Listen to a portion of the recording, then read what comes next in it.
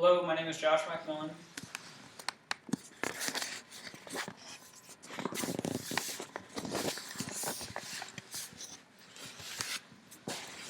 Alright. Gay marriage may very well be one of the largest debates among political leaders in our country today. As Christians, it is our job to take a biblical stand, apply our Christian worldview, and stand up for morality in our country. This has become one of the biggest political platforms that a presidential candidate can take that could potentially lose millions of votes as to whether or not they agree with same-sex marriage legalization on a federal level. However, as Christians, we see this as sin and immorality. My hope is that we vote for the presidential candidate who stands up for morality. In our country's coming election, this will be one of the most formative platforms that our candidates will be speaking from.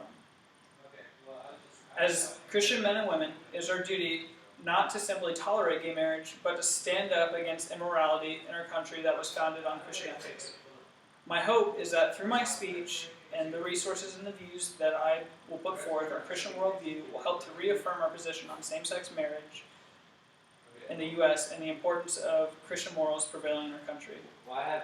The Christian morals and ethics that are taught to us by the Bible demand that we stand firm against immorality, which includes same-sex marriage. I personally believe that if we allow ourselves to overlook the federal legalization of same-sex marriage, then we allow ourselves to become desensitized to immorality. I truly don't believe that we can pick and choose what we want from the Bible and what we don't want.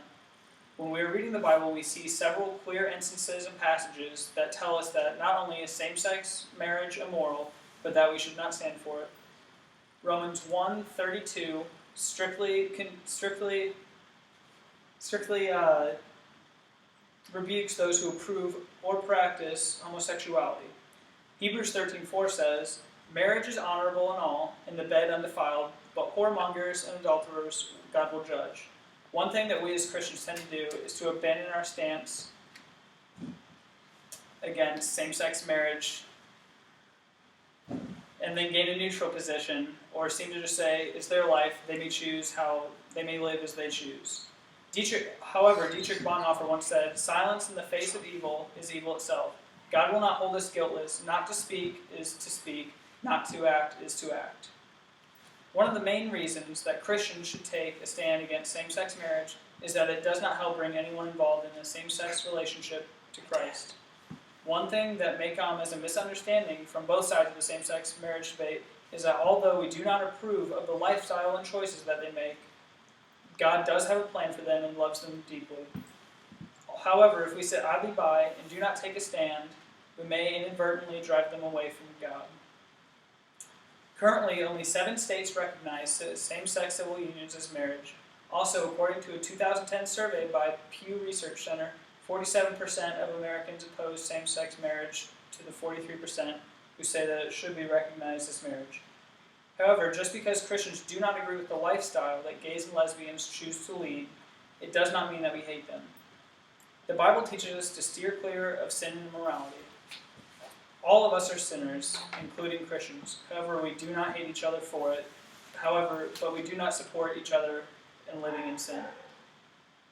One of the biggest steps that Christians will be able to take in order to try and prevent same-sex marriage legalization will be in this year's upcoming 2012 presidential election. Despite whether or not you may agree with President Obama's economic policy or not, one thing that is for sure is that Barack Obama's policy has and still is that same-sex marriage should be legalized at a federal level, and this has been his stance since he first ran for the Senate in 1996 in Illinois. According to an article by Associated Press on thewashingtonpost.com, Barack Obama said this past week on Wednesday, "I've just concluded that for me personally, it is important for me to go ahead and affirm that I think same-sex couples should be able to get married. To have someone in as high a position as the President of the United States of America, this should be very concerning for Christians." However, Mitt Romney, who although comes from a Mormon background, has stood firmly against the legalization of gay marriage since he entered the political arena in 1990. In conclusion, as Christians, we should take a firm stance against gay marriage not because we hate gay people, but because of our faith. We should always stand up against immorality. This will be a very formative stance in this year's upcoming election in 2012 based upon the political platform. I strongly encourage Christians to take a firm stance against gay marriage, stand up for morality, vote for morality, and focus on bringing others towards Christ. Thank you.